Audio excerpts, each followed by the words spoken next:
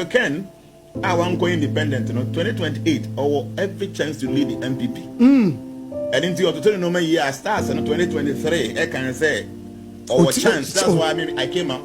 Now, I want NPP people to listen to this. Wow. So, be a some say a dear, I say party. In Donald Trump, there's no way. In 2016 or when he or San Luzu achieved was my president. Hello, keep watching Xposed GH, the best channel on all of YouTube. Yes.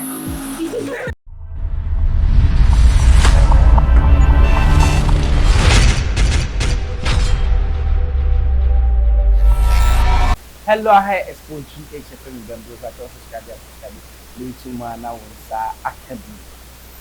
Kennedy Agyapong.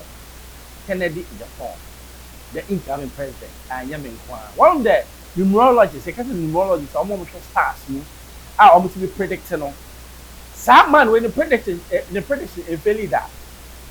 Now, what can send or can soon or count on them. My start to Munemuno, or send a moment saying, what's a Kennedy and some now what can into no ultimately president. Young Quenico Timbra. Sembia Waki be a chomuno. It will rather favor him more than a month for being say be a better quality and no.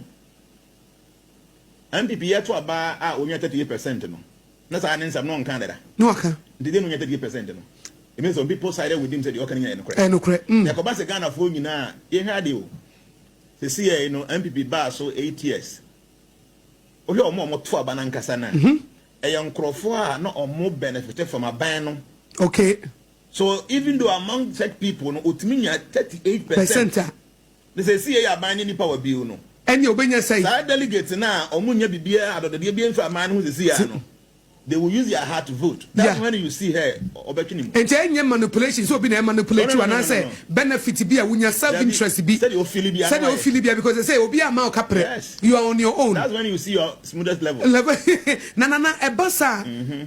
Ne NDC fonso eteki me fanso be flag bearer ni check ye the probability wanya na NDC fonso those videos one say or the omoso e dey to social media to platform no omo bobo flag bearer with Jnana party we on e be pre no ye ntia asem a wo kankan eno so na enya nsunsanso bia see Ghana ha no aban bia na obenya HS wa aban mu no e be ye den pass obetimi break 8 no yes.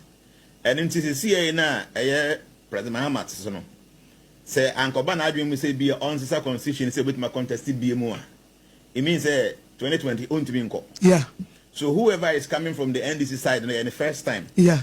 And then say Ken Subia also lead the NPP and say the first time. It is not going to be very easy for any one of them. Yeah. What do I say? Now that time say NDC going to mean perform make it or my performance and a be obi asem bia okoka no example me tio nana so be here better about 2016 can be by papa no papa no me kai pa e can be pa na Mahama de lusu 2016 but I mean can a credential say Ghana from paying for sebi o mo de ni nu miensa ne nnan o mo nyina na o mo ka bi yeah because na ba be ye term na e da ho Ken Agyapong me nim say say ne mados pa you said the mayor said 19 bibi and the mados yes so no enye news mo obi a say bi a Ken wo girlfriend okay te ni about me too panana obi o one man 19 na on ma bibi na wo so o kire bi ko say odi pa na wo girlfriend na enye news but obi on why no say o ye holy no on e ko twem pene ba be news and be news ampa nti nsem bi a wa keka to ho na amanfo adwen say bi e be kwati ano no ya unu kind of radical person on go for so kana jire kikabigu on be keka na asema kire. So those things and Emma may a big target between me against you.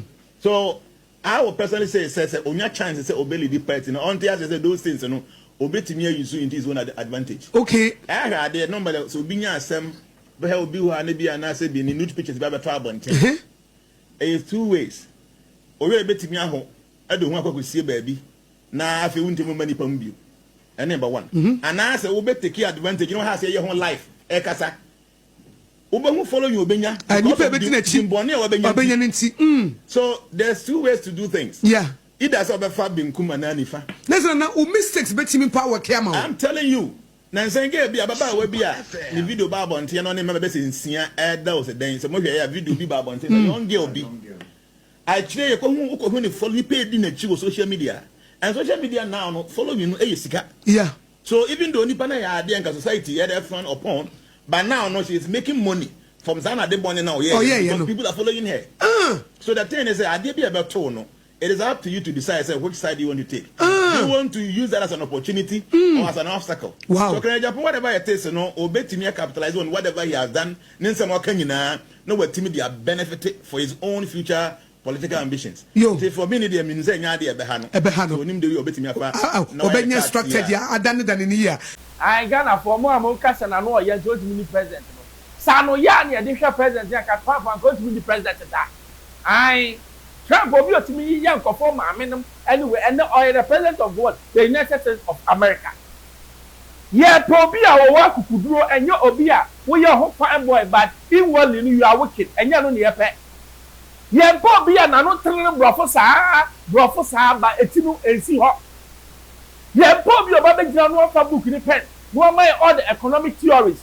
And Banya do siswa, not see the Agania for 3 cities now cost 17 cities. We need practicality. Yeah, Pobia or no Bano, almost a Ghana for ye, young come ye come. Sabe me quite Juma, meaning say president no Sisuno, me let or Pammy, that's the kind of man that we need. And yes, Sabi Anoya ya. It's more would now Mokase, the Yara Kennedy Nano Yano, I Nano ya, Ghana Jimmy no Odika. Jimmy we are na NPP, Jimmy, our we. And some like you right Kennedy kind, and you know that Edoma call opposition name. He's a prophet. Was in some of Canada, the NPP for Eka so let's sweep under the carpet. Let's and know that Edoma call opposition, no. Because there comes a time, almost a nipa and ye be Sabia Jimmy. Now, upon you year, for we are not consumed. Was the alignment of the stars, sir. The next president of Ghana is Kennedy Agyapong. So Ken, I want to go independent, 2028, or every chance to lead the NPP. And into your total normal year starts in 2023, I can say, or chance. That's why I came out. Now I want NPP people to listen to this. Wow. So be a no some say a day I say party. Nka Donald Trump, there's no way. Nka 2016 or winning or San Luzu achieve what's my president view. Obia what follow me at or social media.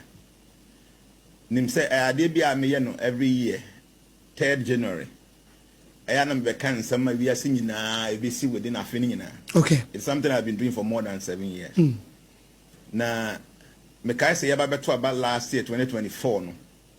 We are not a kiti no. I mean never to about politics be about bompire mammy, bompire baby. Can Agyapong will be a meaning she had that. Okay.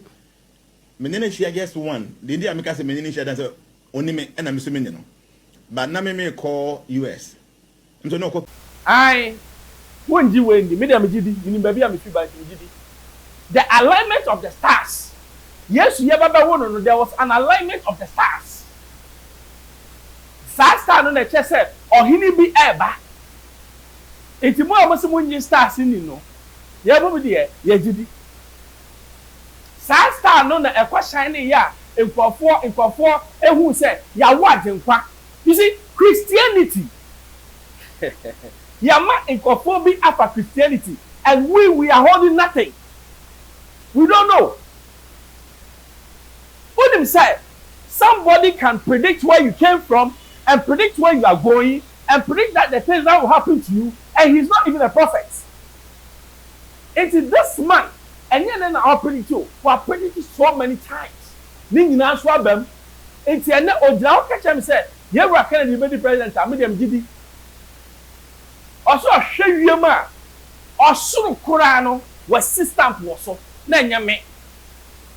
Also, system was so we are. Why we only man we are when or some come said, you're right, John Mahama, Obasa president. So this man don't joke with him. Na NPP for na moto na mo jimi no mo nya jimi na mo hwaso na mo kwaye mo party yi ebo ba wa you say abodam na ebo fatiri papa we what can it will happen. I Xposed GH member. Hello, keep watching Xposed GH, the best channel on all of YouTube. Yes.